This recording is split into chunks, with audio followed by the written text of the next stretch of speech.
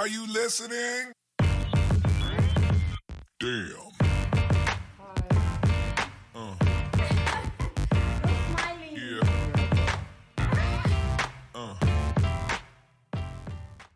Hello, sports fans. My name is Leroy Mark, and welcome to the Business of Influence podcast, brought to you by Style ID Africa. It's a podcast where we chat to you about everything to do with influence marketing, the world of digital marketing, and everything to do about being a content creator and making money from this business. We bring you all the wonderful experts and insights, and I'm so glad to be having one of those experts in studio in the shape of Kagisgo Mthethwa for our paid media episode. Kagisgo, thank you so much for joining us. Thank you, Leroy. Especially because you're a new dad. So we know the sleep is minimal. I'm a new dad. Hey, sleep, ne? Yeah. What's that thing? Yeah, no, it's there. Every now and then. Yeah, it's there. Well, maybe we're going to give you something to sort of, make you forget about your woes and your difficulty sleeping this afternoon as we chat about paid media. So we work in the digital space, right? Yeah. So we are people of content creation, we're influencers, but this new term of paid media is very interesting to me because I've never heard it before until we had another guest who spoke about paid media and unpaid media. So maybe to start us off, what is paid media and how does it differ from unpaid media? So paid media is literally digital advertising. Okay. So you've got different forms of media there. You've got your search engine marketing. Then you've got your social media marketing, which includes your likes of your TikToks, TikTok was very big actually. Yeah.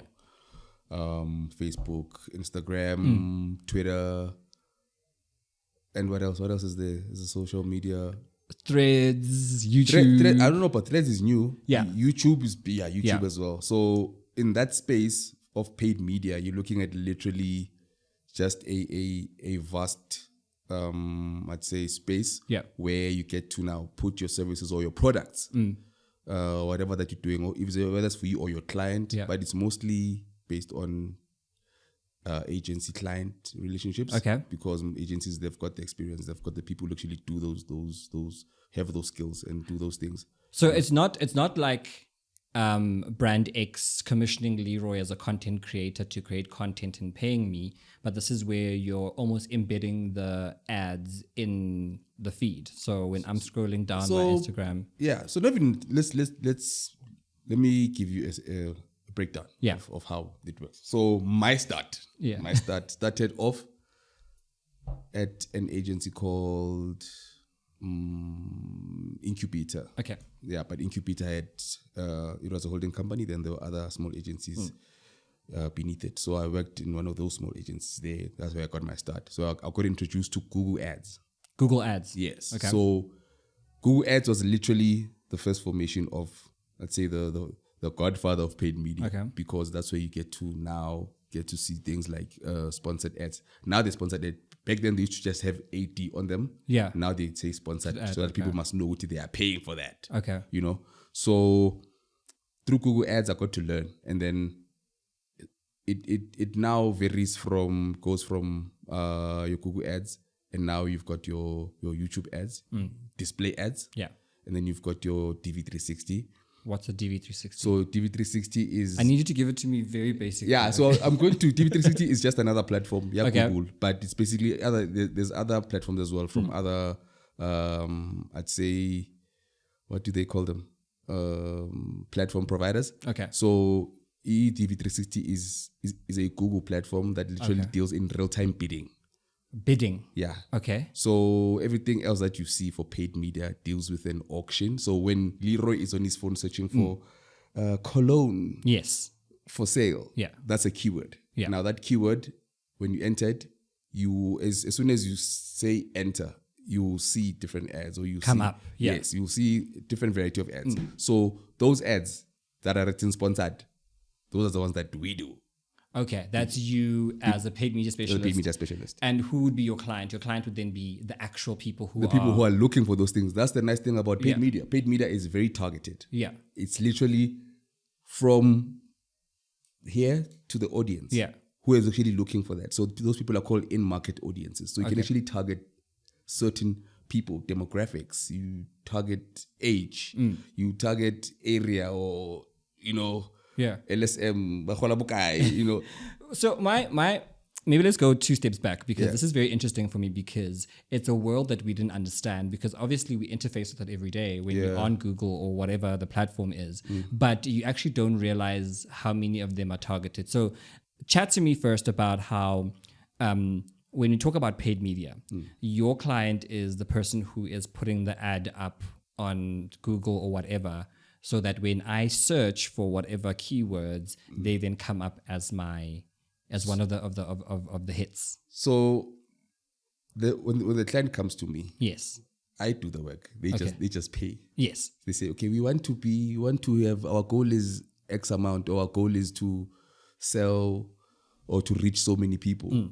Then like, okay, we'll do it for you. Okay. And then we start the process. So now the process goes from keyword research, building ads, and then building the ads, put them out. After putting out the ads, you basically create even I don't know what Libita influencer, but but we call it conversion tracking where we're from, so that that you're able to track from ad to clicking to sale. Yes. Yeah. Where do they come from? So that's literally that.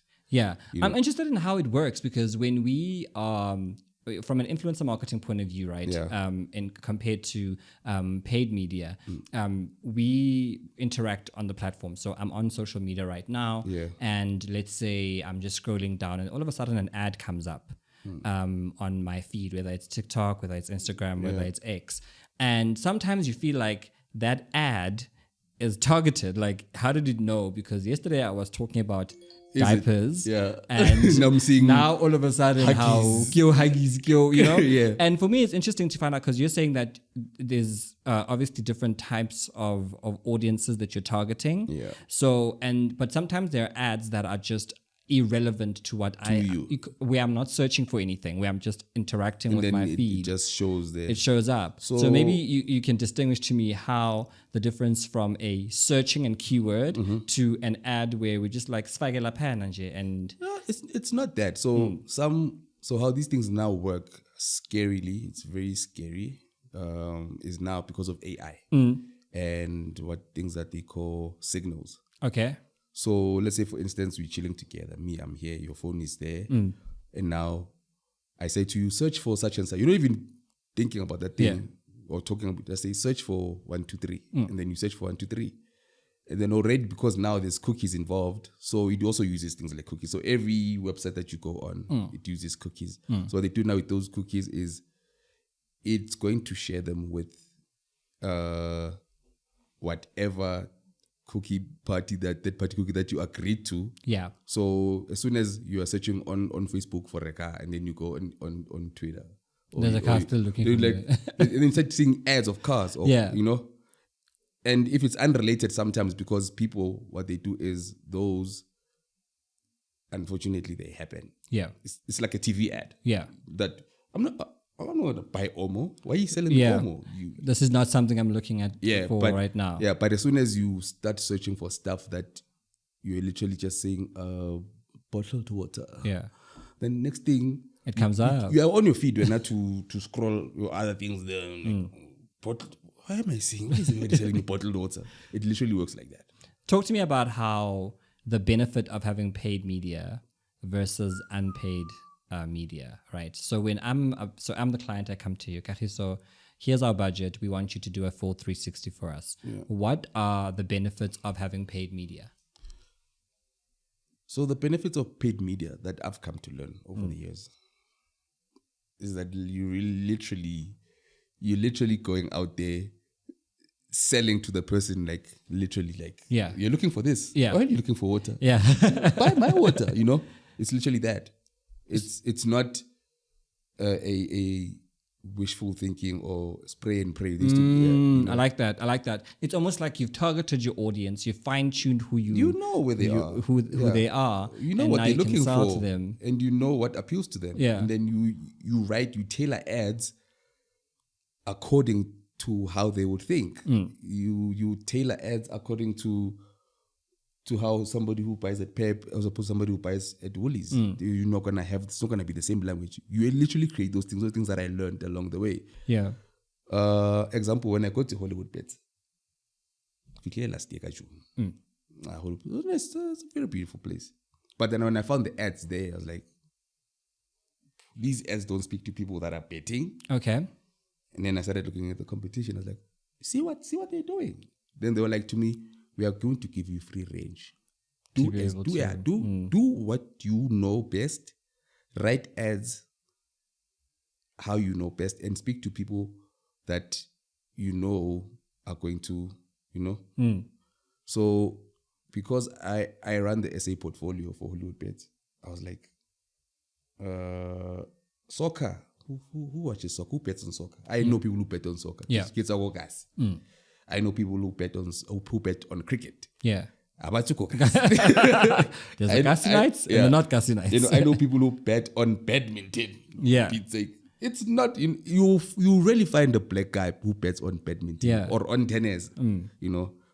But there are there's outliers. But now I know the language of soccer. I started tailoring my soccer ads in literally that manner. That for soccer I need to speak this way, and then for rugby I need to speak that way, and then for cricket speak this way. For tennis speak that way. So now people don't get to just see ads for the sake of Nginzi advert. Yeah, and then Palila Paina because Google said I must have 90 characters. I've got 90 characters. You know what's interesting to me when you speak about tailoring the ads and also understanding who you're talking to, because you've just said to me before that paid media allows you to access your audience directly, the audience that you've tailor-made for yourself. Yeah. You are literally marketing to the person who wants your thing. And you can lose that by not bringing what they want and presenting it to them in the right way. Simple. So if you do have someone who's looking to bet on the football or on soccer, and then you bring it and you speak the wrong language, you speak in the wrong... Or you speak, let's say right now, it's the end of the season. Yeah. It's literally crunch time. And then I go and make ads in pure English. Corporate English. Like corporate English. And then they're going to be disinterested because that's not what... They'd rather go to a weekend brunch and go bet there, But now talk to me about how much of the paid media, because for me, what's coming out as well is a conversation we had before with one of our other experts about social listening, right? Yeah. Being able to listen to what the people on the ground are saying. Dangerous. Because it seems to me that because you've got the access that paid media gives you, and you need to exploit those benefits, you need to make sure that you're almost in tune with all aspects of the kind of demographic that you're in. For instance, you're talking about being a guy from Ekasi, your background is very au fait with football and sports in general. Yeah. But for someone like me who is not big on sport, but more maybe into culture and stuff like that, I would need to be very clear about listening on the ground and understanding those cues. Because I have found, for instance, Kagisgo, and you've seen this before, you go and you see an insurance company talking about Mzansi, and you go, you're using words in J because you know that it's a cheap way of getting to people by using a word that we all use. But you find that many people actually don't resonate with those words. Like, how many times a day do you call South Africa Mzansi? Very few times, especially when you're not in a work environment where you're dealing with that kind of work. Yeah. So how much of the social listening then goes into it, where you make sure that the paid media is received properly by your clients? Quite a lot, Quite a lot, because the nice thing about paid media is that you don't separate it from any other media that you do in your company. So if you're going to do TV ads, if you're going to do radio ads, if you're going to do billboards, if you're going to do out-of-home advertising, which is your billboards, and you're going to do your above the line, stuff like that, you don't literally separate that from what you're doing. You literally, it's like one whole thing, but different moving parts. But they're moving towards the same objective, the same goal. So once the objective is clear, that my objective is I'm selling to these people. How do they speak? What do they do?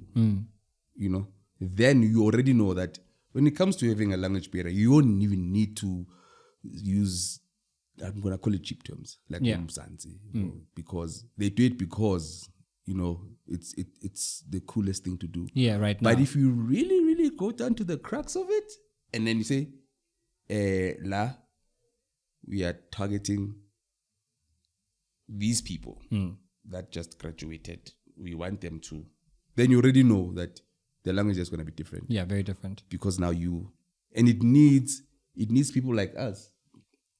Because we grew up in Soweto, and then we went to school in the north, and then we went back to Soweto. So now we got the best of both worlds. Like, okay, when I'm at school, yes, I might ring an amachita, but when I'm in class, different story. It's a different story. The good English comes out. Like,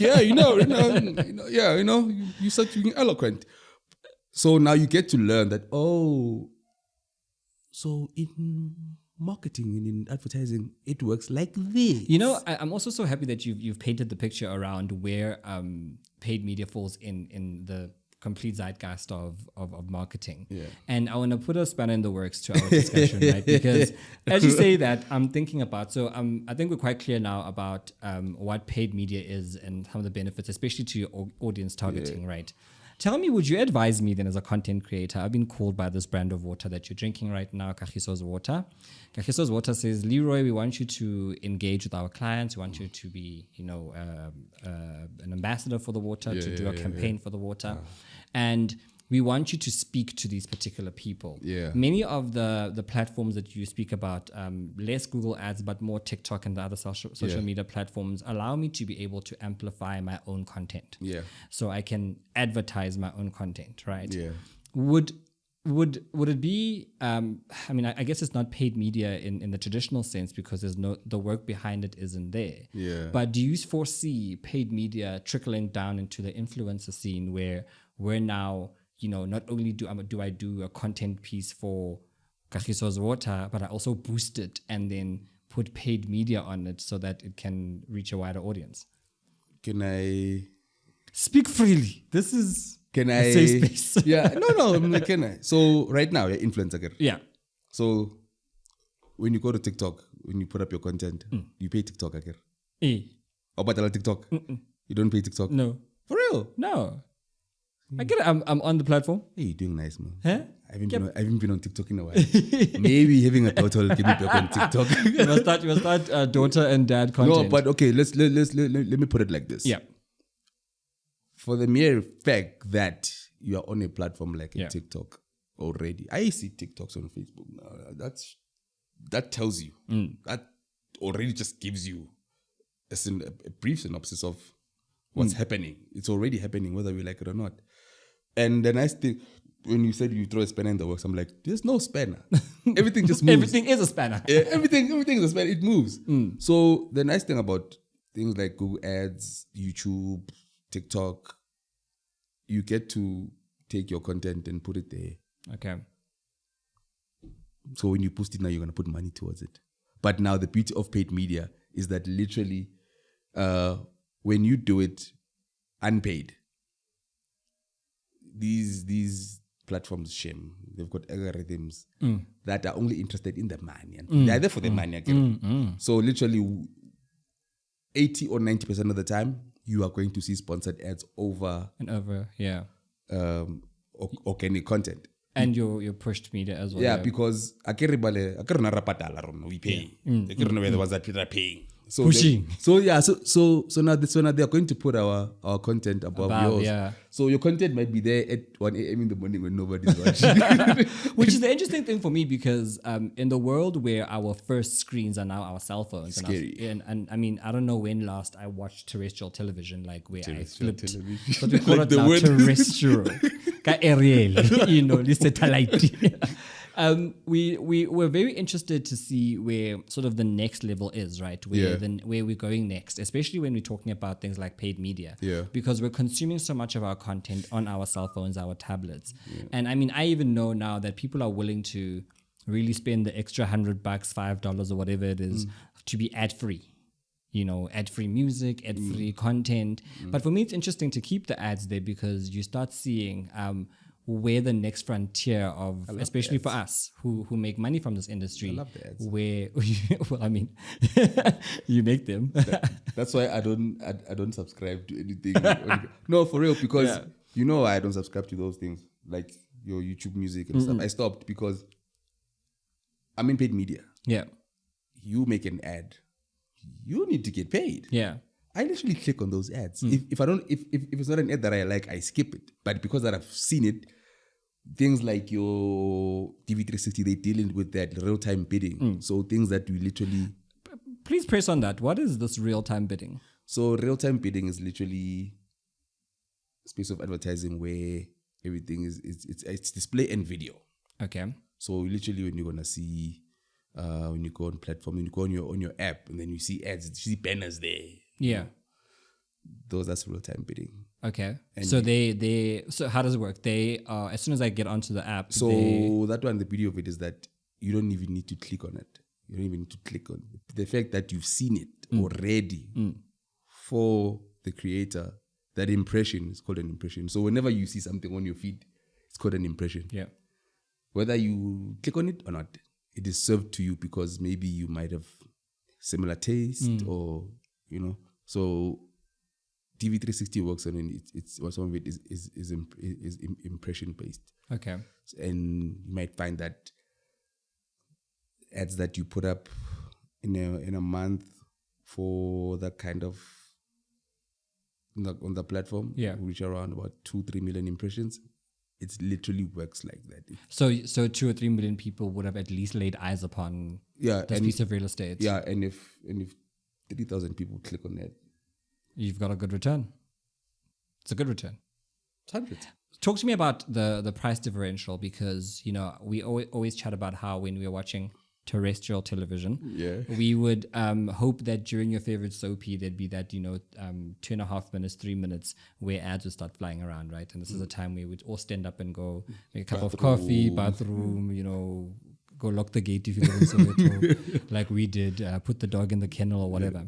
But let's chat about the price differential, because some of the things that have deterred businesses and even content creators from ever going on to above the line stuff. So things like TV, radio, it's just the cost. It just costs too much for the airtime. Money, you need big boy money. You really do need you need to have an accounts department, which us lowly people don't have. So when you're starting out and you're trying to get into having those impressions, because these things ultimately convert into sales, right? Or we hope at least.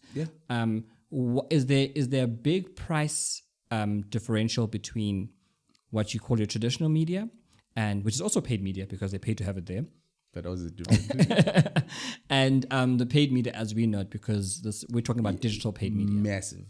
Massive example, when I started, they put me on ads where I was literally writing ads for plumbers and people who were selling tractors and people who were like literally SMEs. Like that's where I started.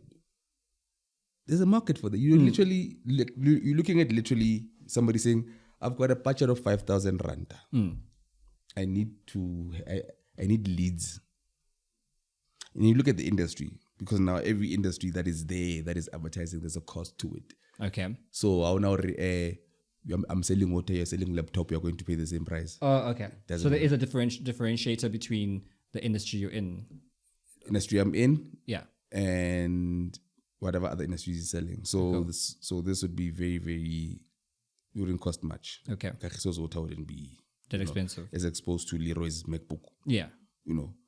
Leroy's MacBook or Mac, whatever, is gonna cost higher because when you sell it, guy. Oh, okay. And then things like transport. Yeah. Expensive. Things like transport, as in people are looking for public transport, or as in the transport industry, like generally, like logistics, okay. Truck for hire, expensive.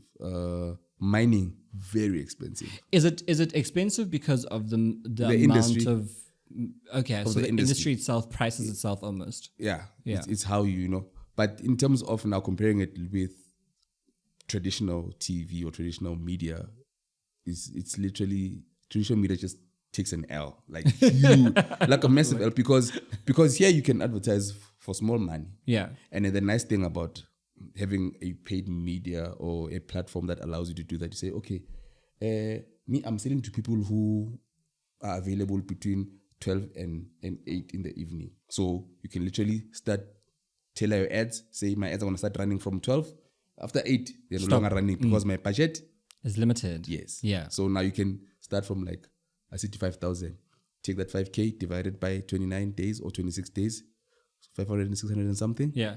A day. It's a fraction of what one singular ad would cost in a 30-second spot. Exactly. So now let's say from that 600 a day, the whole month, on the 20th day, you get a sale.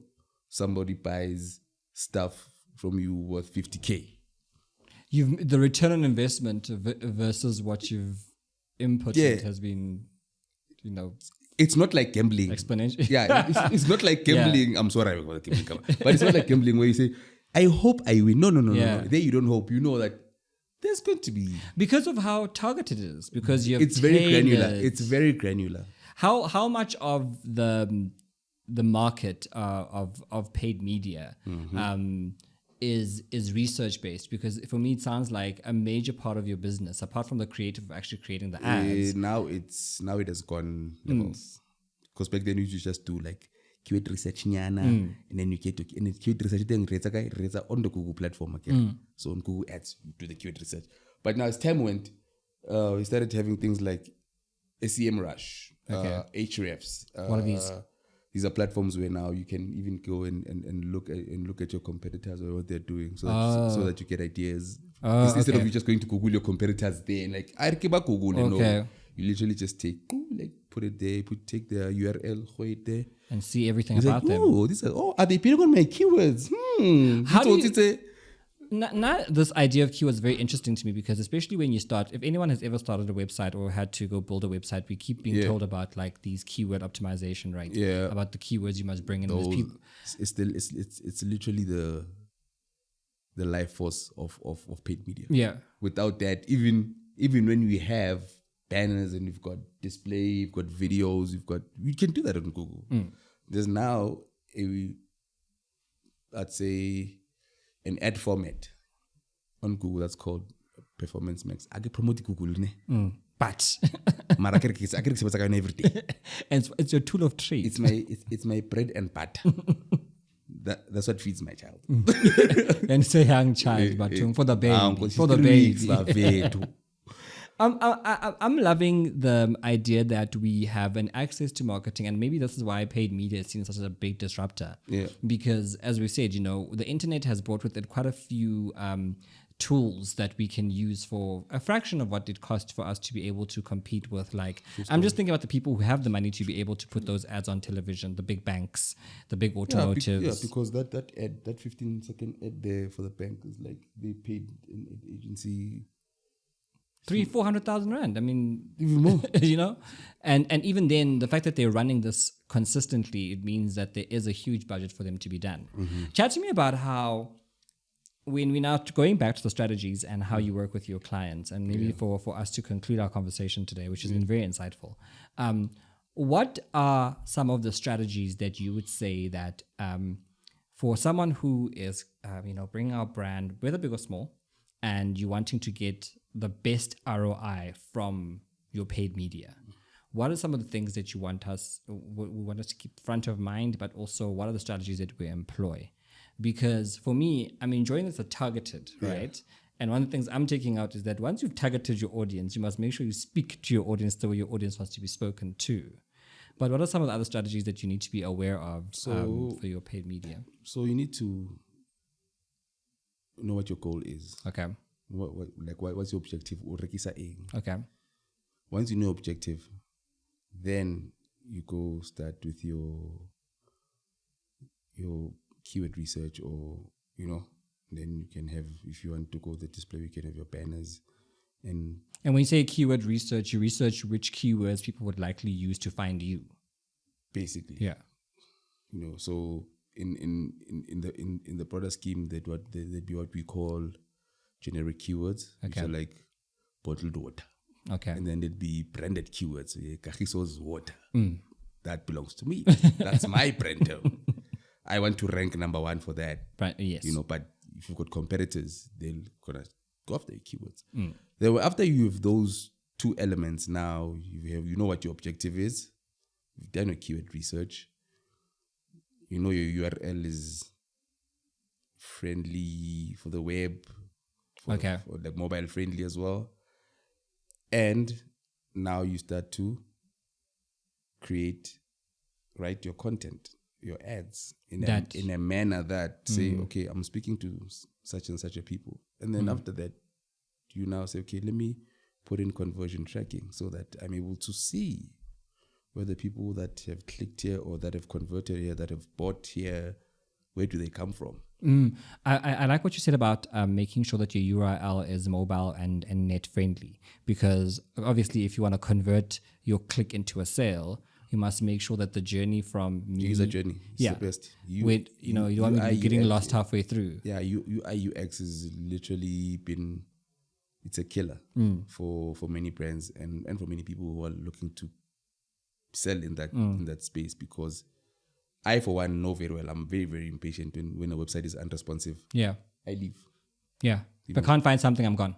No. Yeah. If it's taking too long, I'm gone. You know, if I'm trying to buy and it says add to cart and then it's then cart and I'm trying to leave cart but it's still in cart, I leave cart. And it's for me, I love how integrated it is, right?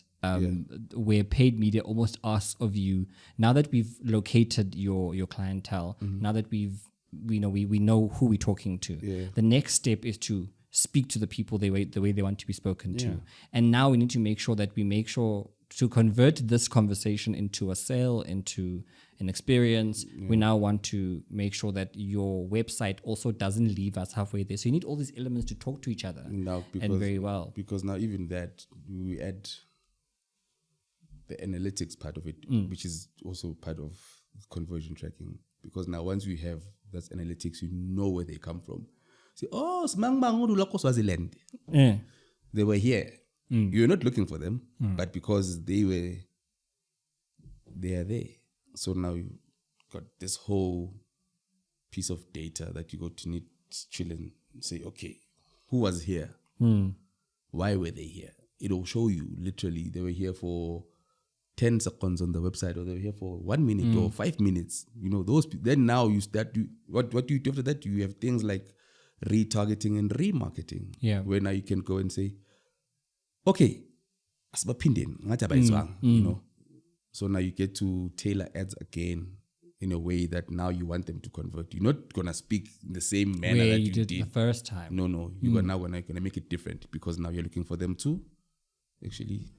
And Kagisgo, in closing, and thank you so much for the information and the education, because it seems like it's an industry that's very nuanced, but that makes sense. Like every element of the industry, it makes practical sense about how you convert that one moment where you put up the paid media to turning it into sales. Your parting shot, if we were to say, you've got 30 seconds out there to plead the case for paid media as a senior paid media specialist, what would you say for our guests out there?